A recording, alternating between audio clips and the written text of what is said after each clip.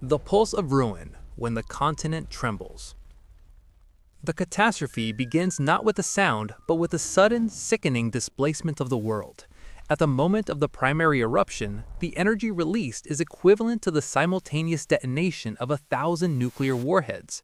But this energy is directed downward and outward through the very fabric of the North American plate. The ground does not merely shake, it ripples like the surface of a disturbed pond, but the ripples are made of solid granite and ancient bedrock. These are the seismic shockwaves, invisible messengers of destruction traveling at thousands of miles per hour through the Earth's crust. While the eruption consumes everything within its immediate shadow, these waves carry the mountain's wrath to the glass and steel heart of distant civilizations. As the primary shockwave, or P wave, races outward, it is followed by the more destructive S waves and surface waves. Hundreds of miles away, in the metropolitan centers of Salt Lake City and Denver, the first sign of the disaster is a low, guttural hum that vibrates through the soles of shoes and the foundations of buildings. In Salt Lake City, nestled against the Wasatch Range, the geography acts as an amplifier. The soft sediments of the valley floor begin to behave like a liquid, a process known as liquefaction.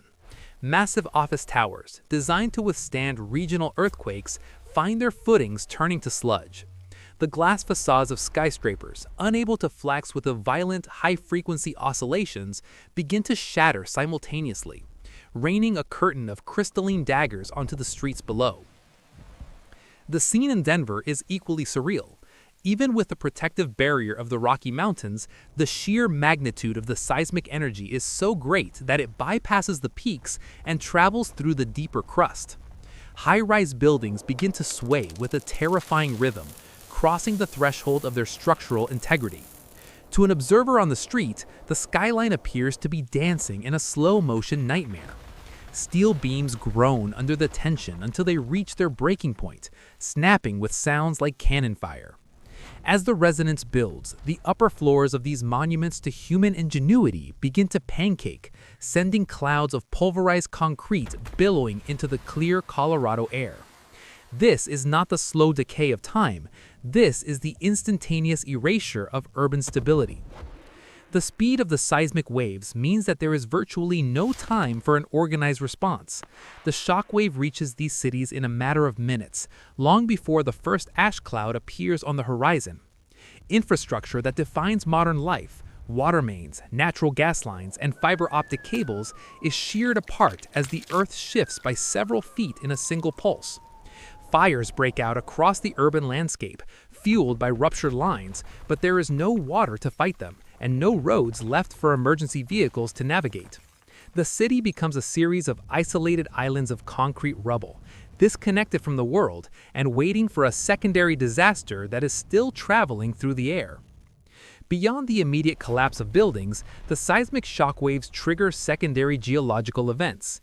Landslides on a massive scale occur along every mountain pass, sealing off escape routes and burying highways under millions of tons of debris.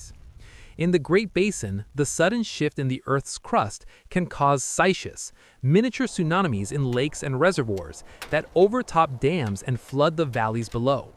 The very topography of the American West is being edited by the vibration of the blast.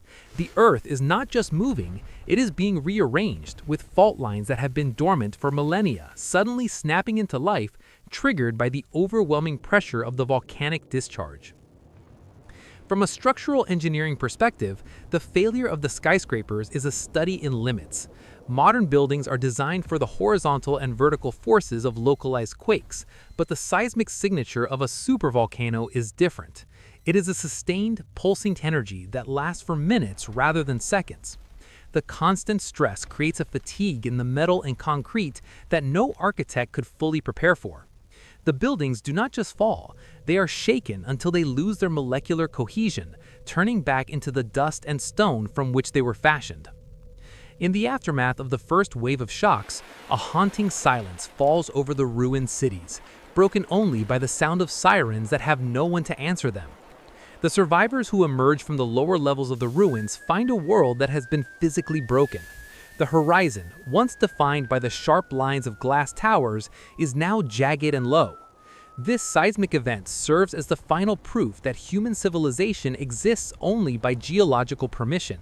We build our cities on the assumption of a static Earth, but the shockwaves of a super eruption demonstrate that the ground is a living, moving entity, capable of reclaiming its surface in a single, violent exhale. The energy eventually dissipates as it travels further east, but its mark is left across the entire continent. From the cracks in the foundations of homes in the Midwest to the shattered skylines of the West, the message is clear.